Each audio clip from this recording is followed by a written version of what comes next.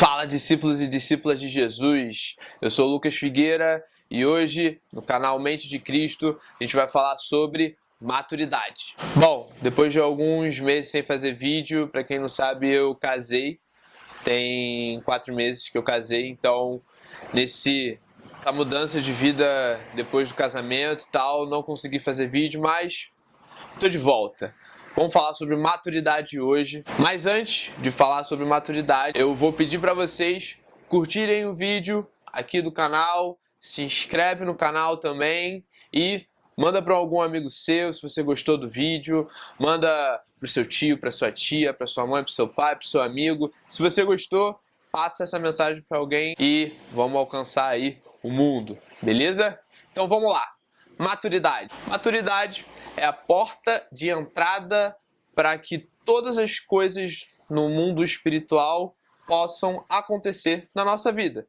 Então, para que a gente possa crescer em fé, a gente precisa amadurecer. Para que a gente possa crescer em perdão, a gente precisa amadurecer. Para que a gente possa crescer em rendição a Deus, a gente precisa amadurecer. Para que a gente possa crescer em amor, a gente precisa amadurecer. Então, maturidade é a porta de entrada para que a gente consiga crescer espiritualmente. Então, maturidade tem a ver com várias coisas. Hoje eu vou falar sobre espiritual, a parte espiritual do ser humano, mas maturidade emocional também entra nesse processo. Maturidade de idade, de tamanho também acontece.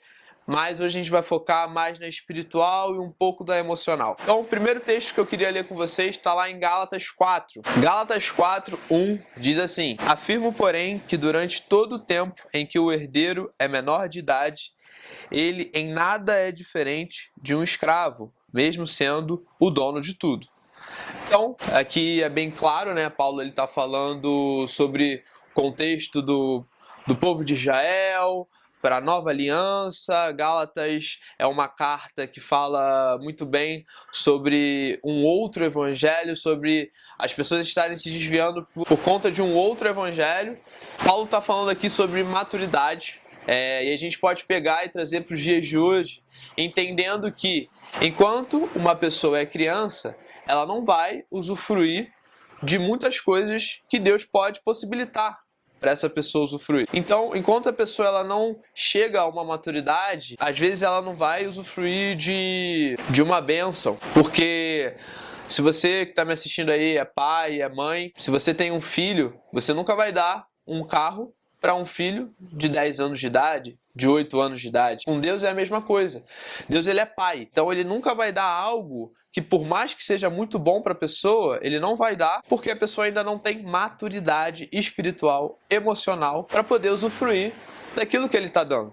Então Deus ele prefere esperar, fazer com que a pessoa entre em um processo de amadurecimento para depois ele poder entregar um talento, um dom ou uma bênção na vida da pessoa, para que a pessoa ela possa usufruir de fato. Às vezes muitas bênçãos se tornam algo prejudicial para a pessoa porque simplesmente a pessoa não tem maturidade para poder usufruir. O segundo texto que eu queria falar é o famoso texto de 1 Coríntios 13. Lá no versículo 11, Paulo fala assim: Quando eu era criança, pensava como menino, sentia e falava como menino. Quando cheguei à idade adulta, deixei para trás as atitudes próprias das crianças. Essa versão que eu estou lendo é King James. Paulo está falando de sentir e de falar.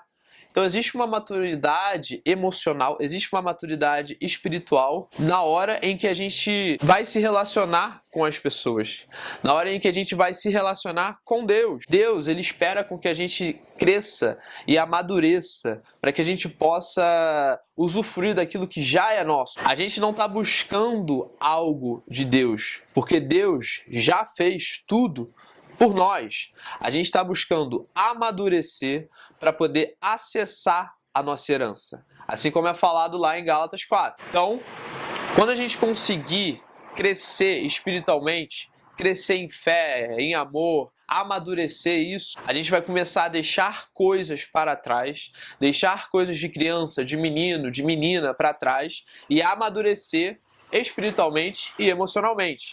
E aí, como que a gente vai amadurecer espiritualmente?